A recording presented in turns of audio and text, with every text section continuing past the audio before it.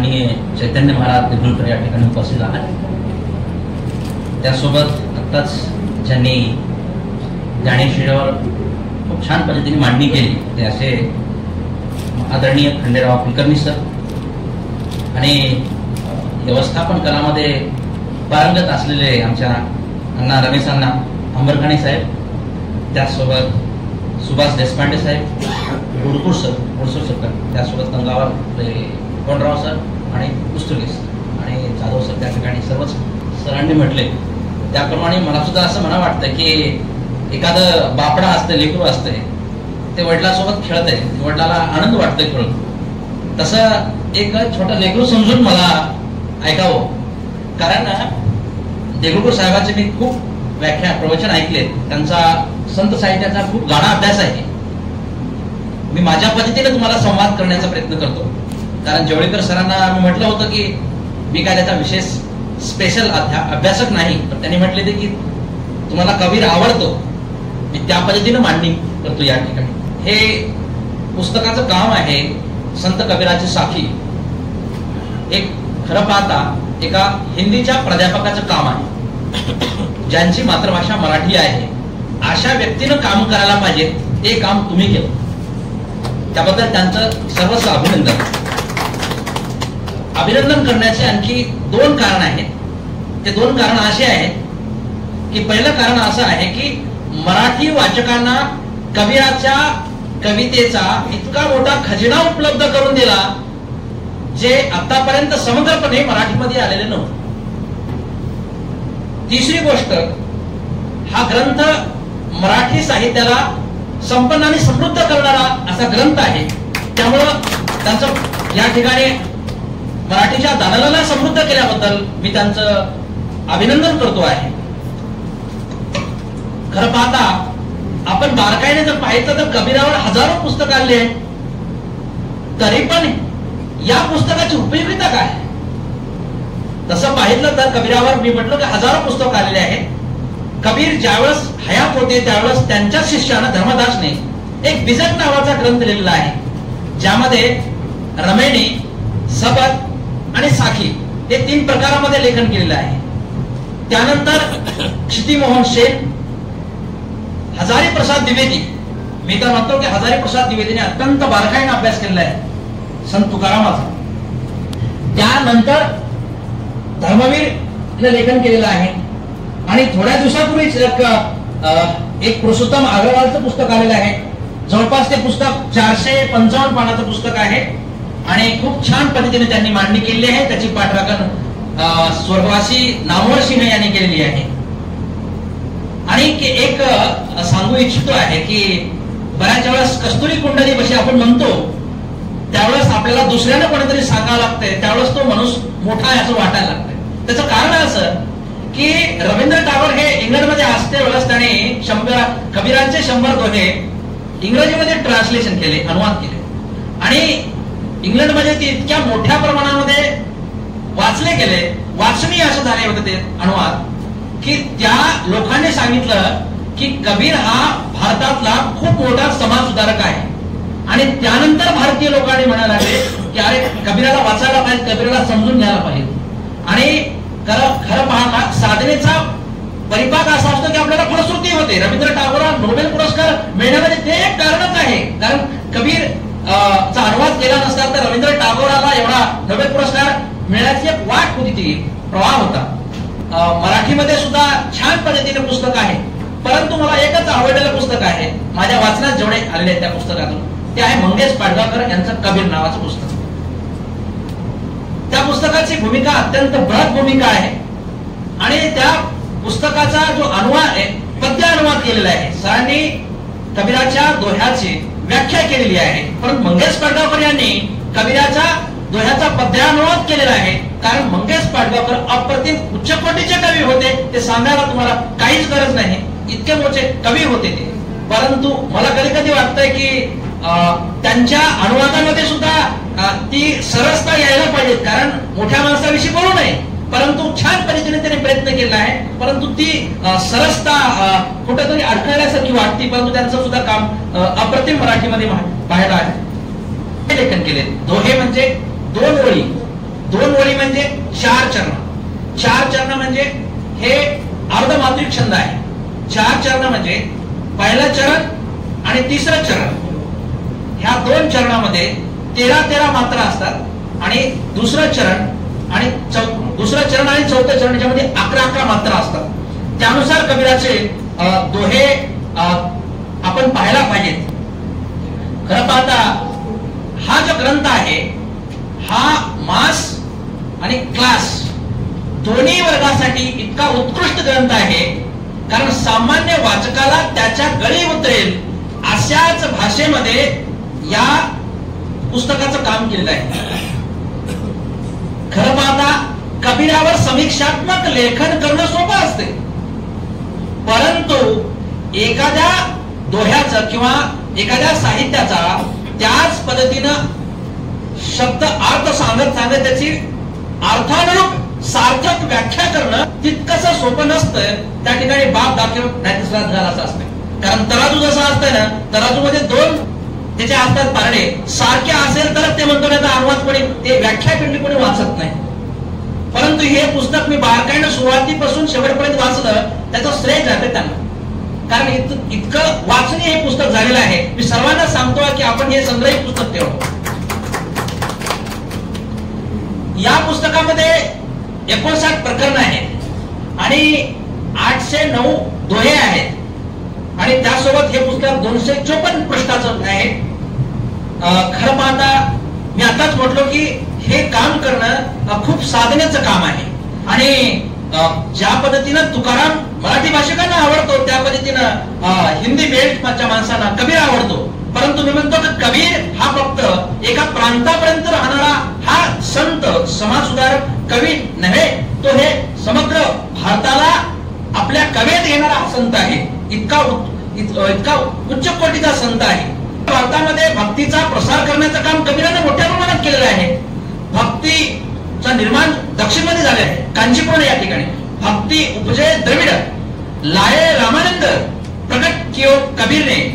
तर उत्तर भारतामध्ये कबीराने विशेषतः ज्या वेळेस मुस्लिम शासक होतं आणि सदामध्ये अनागोदी अशी मागणी होती, समाज भरकटलेल्या अवस्थेमध्ये होता, अशा समाजाला दिशा देण्याचं काम कबीराने केलेलं आहे. ज्या काळामध्ये जाती व्यवस्था होती, ज्या काळामध्ये अंधश्रद्धा होती, ज्या काळामध्ये माणसाला छोटं नाटं मानलं जायचं, अशा धार्मिक पाखंड होत्या, कबीर एक असा संत आहे की ज्याने धार्मिक पाखंडावर सर्वात जास्त प्रहार भारतीय कवीमध्ये कोणी केलेला असेल तर संत तुकारामाने केलेला आहे. संत तुकाराम फक्त अंतरंगातला माणूस कसा आहे, अंतरंगातल्या माणसांना कसं समजून घेण्याचा प्रयत्न केला आहे. कबीर सर्वांना का आवडतो, कारण कबीराने लोकांच्या भाषेमध्ये लोकांचं दुःख, लोकांचं जीवन आणि लोकांना उपदेश प्रबोधन करण्याचं काम केलेलं आहे. त्यामुळे कोणाला आपल्या भाषेत मांडलेलं काव्य आवडतं. त्यामुळं कबीर हा लोककवी आहे. कबीर हे लोकसंस्कृतीचे रक्षक आहे. आपण म्हणतो की आधुनिकता युरोपमधून आलेली आहे. खरी आधुनिकता कुठं आहे, ज्याला आपण देशीय आधुनिकता म्हणतो है ना. देशीय आधुनिकता मी तर म्हणतो की देशीय आधुनिकतेचं बीज कुठं आहे तर ते कबीराच्या साहित्यामध्ये म्हणायला पाहिजे. कारण कबीरामधूनच एक तार्किक पद्धतीनं प्रश्न उपस्थित केला आहे व्यवस्थेला आणि व्यवस्थेतला पाखंड व सर्वात जास्त प्रहार कबीरानेच घेतले आहेत. खरं पाहता कबीर हे त्या समाजाला दिशा देण्याचं काम केलेलं खूप मोठे संत होते.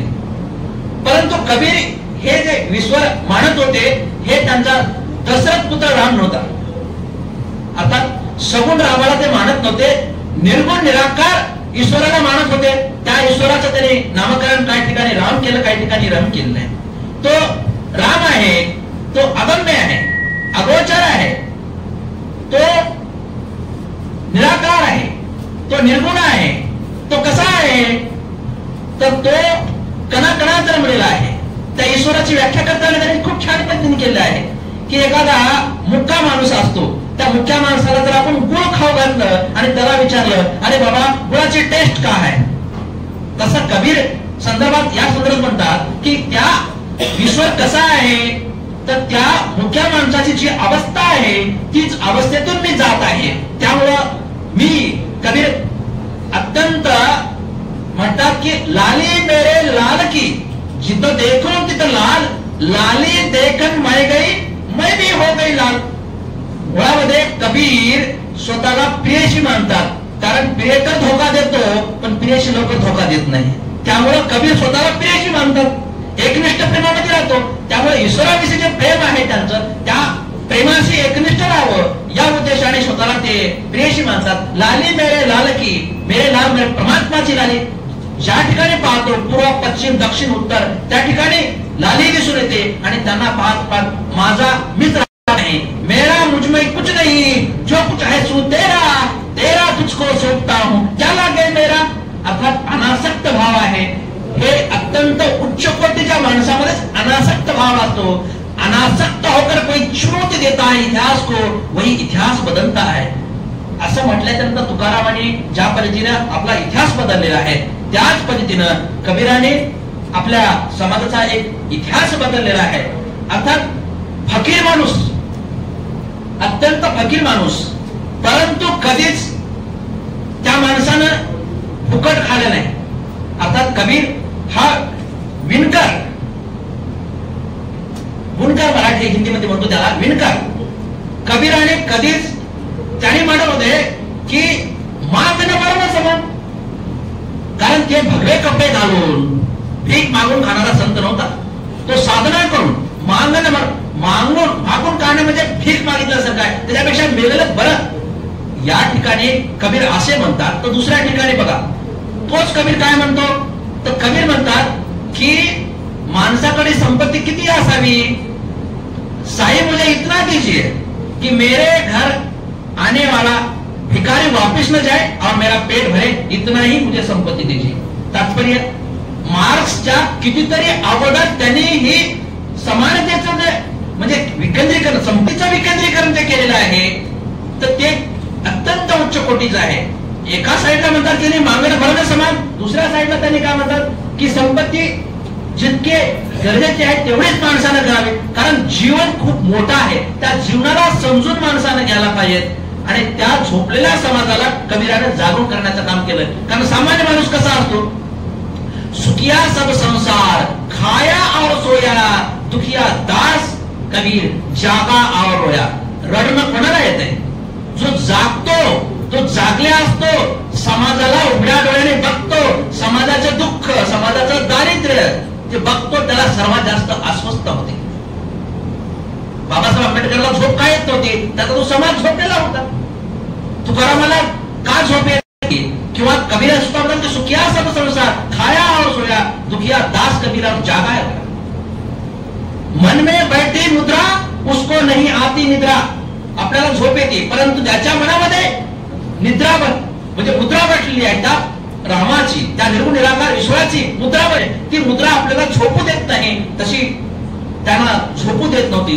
खरं पाहता ते कोणापुढे झुकत सुद्धा नव्हते, कारण त्यावेळेस जो सिकंदर लोधी होता त्यांना आदेश दिला की त्यांनी माझ्याकडे यायला पाहिजे. स्वतः कबीर गेले, त्यांना बांधून नेलं. अरे हे नम्र सुद्धा वाकायला तयार नाही, नमस्कार सुद्धा करायला तयार नाही. त्याला राग आला बादशाला. बादशाला राग आल्याच्या नंतर त्यांनी कबीर म्हटले माझा एकच बादशाह आहे, एकच बादशाह आहे, तो म्हणजे राम माझा बादशाह आहे, जगात दुसरा माझा कोणीच बादशाह नाही. हे अनासक्तपणातून येते. कबीर या आपल्या समाजामध्ये जे एक संगता नाही, जाती व्यवस्था आहे. तात्पर्य त्याने म्हणतात की जातीने पूछो साधू की, पूछ लीजिए ज्ञान, मोल करो तलवार का, पड़ा रहने दो ज्ञान, पड़ा रहने दो ज्ञान. जातीने पूछो साधू की, कोण्या जातीमध्ये जन्माला आलेला साधू आहे हे महत्वाचं नाही, तर त्या साधूकडे असलेलं ज्ञान किती आहे ते महत्वाचं आहे. कारण युद्धामध्ये तलवार महत्वाची असती, ज्ञान महत्वाची नाही. त्या समाजामध्ये, त्या काळातल्या समाजाला एकसंग करण्याचं मोठं काम, आपल्या समाजाला जिवंत ठेवण्याचं काम त्यावेळेस कबीरानं मोठ्या प्रमाणात केलेलं होतं. आताच एका ठिकाणी म्हटलं की आपण म्हणतो की मी खूप अभ्यासू आहे, मी विद्वान आहे, परंतु आपण कबीराच्या समोर पाणी भरला पाहिजे. कारण ते म्हणतात की पोते पर पड जगमुआ, पंडित भया न कोई, ढाई आकर पडे सो पंडित होई. ढाई आकर कोणता आहे तर प्रेम, तो मग दोन अर्धर अडीच प्रेम. अर्थात ज्याच्या हृदयामध्ये प्रेम आहे तर तो माणूस उच्च कोटीचा असतो. नाहीतर आपल्याला जाळल्याच्या नंतर काय, आपली एक मुठीवर राख होते. एका त्यांचा आज आपण म्हणतो की पाश्चात्याचा आधुनिकता काय आहे, तर ती फकिरीतून आलेली आधुनिकता आहे. आणि त्यामुळं या ठिकाणी कबीराची सर्वात मोठी गोष्ट कोणती आहे, तर मी तर म्हणतो की कबीराची सर्वात मोठी गोष्ट आहे ते अध्यात्म. खरं पाहता अध्यात्म ही गोष्ट धर्मापेक्षा खूप उंचीच्या पातळीची आहे. कारण आपल्या जगामध्ये अनेक वेळेस धर्मग्रंथामुळे युद्ध सुद्धा झालेले आहे, परंतु अध्यात्म ही इतकी उंचीची गोष्ट आहे की जी माणसामध्ये कुठलाच भेद न ठेवता समग्र सृष्टीला आपल्याशी एकरूप करते, ज्याप्रमाणे ज्ञानेश्वरांनी आपल्याला पसायदानामध्ये करून दिलेली आहे. खरं पाहता त्या आधुनिक त्या अध्यात्मामध्ये खरं पाहता मी तर म्हणतो की कबीराचा स्वतंत्र अध्यात्माच्या दृष्टिकोनातून अभ्यास झाला पाहिजे. परंतु आम्ही शिकलेले लोक आम्हाला वाटतं की अध्यात्माचा काय संबंध आहे, भौतिक जगाचा संबंध आहे. परंतु आपल्याकडे असलेलं एक अभौतिक जग असते, त्या अभौतिक जगाला समजून घेण्याचं वैश्विक भान ह्या भारताकडे आहे. त्यामुळे हे भारत जगाला विश्वगुरु आपण मानतो. त्याचं कारण ते आहे. खरं पाहता अशा फकीर माणसाला या माणसाने समजून घेतलेलं आहे आणि इतकं बारकाईने समजून घेतलेलं आहे की त्यानुसार आहे पदोन्नती मिळेल म्हणून मी पुस्तक लिहितो. अहो यांचा काय उद्देश आहे, यांना काय पदोन्नती प्राप्त करायची नाही, काय कुठं खूप पैसा कमवायचा नाही असा काही उद्देश नाही. कारण असा जो सार्थक उद्देश आहे, स्वार्थी उद्देश नाही, सात्विक उद्देश आहे, अशा सात्विक उद्देशातून हा ग्रंथ लिहिला. त्यामुळे त्याने स्वांत सुख आहे. कारण मी ग्रंथ वाचतेवेळेस म्हणतो की ह्या माणसाला खूप ग्रंथ लेखन करतेवेळेस आनंद घेतलेला आहे. आपल्या जगण्यातील सर्वात उच्च कलाकृती तीच असते जी कलाकृती निर्माण होण्याच्या अगोदर त्या कलाकृतीच्या निर्मिती प्रक्रियेमध्ये ज्यांना आनंद घेता येतो तीच कलाकृती सर्वात उत्कृष्ट असते. कारण मला एक तानसेनचं उदाहरण आठवतं. कारण अकबराने म्हटले की अरे तानसेन तू खूप सुंदर गातोस, इतकं सुंदर गातोस तू की आकाशातून पाणी पडतंय, पाऊस पडतो. अरे नाही मी काय जगात सुंदर गात नाही, माझा एक गुरु आहे, तो गुरु हरिदास आहे. त्यावेळेस त्यांनी म्हटले की बोलत आपल्या दरबारामध्ये गुरु हरिदास. त्याने म्हटले की मी तुमच्या दरबारात आहे, परंतु माझा गुरु तुमच्या दरबारात येणार नाही. तुम्हाला गरज असेल तर त्या गुरुच्या दरबारामध्ये तुम्हाला जावं लागेल, कारण तुम्ही तेवढे मोठे नाही. अकबराला राग द्याला, पण अकबर तेवढा पोक्त माणूस होता आणि त्याने सांगितलं की आपण जाऊ. आणि त्या ठिकाणी गुरु हरिदासाचं गेल्याच्या नंतर लक्षात आलं की गुरु हरिदासाची तब्येत खराब झाली. आता शिष्याने कसं म्हणायचं की अकबराला तुमची वाणी ऐकायची आहे आणि तुम्ही गा, असं कसं म्हणायचं, कारण त्याची तब्येत खराब होती, अंगामध्ये खूप ताप होते. मग ह्याने काय केलं, तानसेन हुशार माणूस, त्यांनी काय केले की राग गात गात एका ठिकाणी उतरून चूक केली आणि चूक केली की ते हरिदासाला आवडलं नाही. त्याने म्हणले की अरे बेटा असा राग असा गायचा नसतो, असा गायचा असतो. आणि त्याने ते राग गायल्याच्या नंतर त्यांनी म्हटले वापस गेल्याच्या नंतर की तानसेन या रागामध्ये ते चैतन्य होतं, या रागामध्ये ईश्वराविषयी विरह होता, या रागामध्ये दुःख होतं, या रागामध्ये जे मला आकर्षण वाटलं ते तुझ्या गाण्यामध्ये नाही रे, तेवढी ताकद तुझ्या गाण्यात नाही. बरोबर आहे महाराज. कशामुळे नाही महाराज, मी तुमच्यासाठी गातो आणि तो माणूस आहे तो ईश्वरासाठी गातो, तो त्या सृष्टीकर्त्यासाठी गातो आणि त्याचा काहीच स्वार्थ नाही. ज्याचा स्वार्थ न असता, ज्यांचा सात्विक उद्देश असा असतो त्या माणसाचं गाणं सुद्धा खूप चांगलं असतं. राजाच्या समोर गायला फाटा असतात, चारण असतात, चारोपण मिळणाऱ्या असतात. असा कुठलाच उद्देश हा ग्रंथाचा नाही, कारण हा अत्यंत सात्विक आहे. मी बारकाईने या ग्रंथाचं वाचन करते वेळेस, आणि हा ग्रंथ विशेषतः युवा पिढीने वाचवायला पाहिजे, तरुण पिढीने पाहायला पाहिजे. कारण काय माहिती का, आज आपल्या भौतिक साधनामध्ये आपण इकडे आकर्षित झालेले आहेत. कारण मी माझ्या लहानपणी माझे वडील शिकलेले नाही, अडाणी आहेत. माझे वडील अडाणी आहेत, पण त्यांनी म्हणत होते की तू सकाळी उठल्या पोती वाचायचं, नंतर जेवण करायचं. त्या ग्रंथ वाचल्यानं आपल्या मनात संस्कार होतो, कारण हे संस्कार खूप महत्वाचे आहे. कारण संस्कार, सदाचार, समता या ग्रंथामध्ये मिळतात. त्यामुळे नवीन पिढीला हा ग्रंथ अत्यंत वाचनीय आहे. कारण संस्कारातून सभ्यता निर्माण होते आणि सभ्यतेतून संस्कृती निर्माण होते आणि संस्कृती हीच पाठीमाग आपल्या मानव जातीची शिल्लक राहिलेली गोष्ट असते. बाकी सर्व गोष्टी संपलेल्या असतात. कबीर हा अत्यंत बहुसांस्कृतिक आहे. आणखी एक गोष्ट, ज्यांना सिद्ध, नाथ, बुद्ध कळतो त्यांनाच कबीर कळतो. कारण कबीराला आपण वरपांगी पाहतो, पण कबीराला जर मुळातून समजून घ्यायचं असेल तर आपल्याला ती लोक संस्कृती, नाथ साहित्य, योग काय आहे, बुद्धाचा विचार काय, मध्यमवर्गी काय आहे, अशा त्या काळातल्या घडलेल्या घटना याचा साकल्याने ज्यांना अभ्यास केला जातो त्याच व्यक्ती या पुस्तकाचा न्याय, या पुस्तकाला न्याय देऊ शकतो. या दृष्टिकोनातून हे पुस्तक खूप छान वाटते. त्याची भाषा एक मिनिटामध्ये सांगतो आणि कारण मला माहित आहे की एक मिनिटामध्ये संपवतो. कारण कबीराची भाषा इतकी बारकाईने आहे की आपण ती भाषा, कबीराचे दोहे जर वाचले तर आपल्याला बऱ्याच समजत नाही. त्याचं कारण आहे की या ठिकाणी त्यांची भाषा आहे, काही ठिकाणी ब्रज आहे, काही ठिकाणी अवधी आहे, काही ठिकाणी राजस्थानी आहे, काही ठिकाणी पंजाबी आहे, वेगळ्या म्हणजे भटकंती केलेली आहे कबीराने. त्यामुळं कबीराची भाषा आपण समजून या ग्रंथामधून जाते. कारण कबीर हे भाषेला वापरणारे संत होते, त्यामुळं उच्च कोटीचे असे संत होते. आणि या ठिकाणी मी विस्ताराने न बोलता या ठिकाणी थांबतो आणि शेवटी आणखी अभिनंदन करतो आहे की मला या ठिकाणी बोलायची संधी मिळाली. त्याच्यापेक्षाही मला आनंद पुस्तक वाचतेवढंच वाटलं. इतकं उच्च कोटीचं पुस्तक झालं आहे. सर्वांना आपण सांगतो की हे पुस्तक आपल्या सम्राट मला या ठिकाणी बोलण्याची संधी दिली त्याबद्दल धन्यवाद.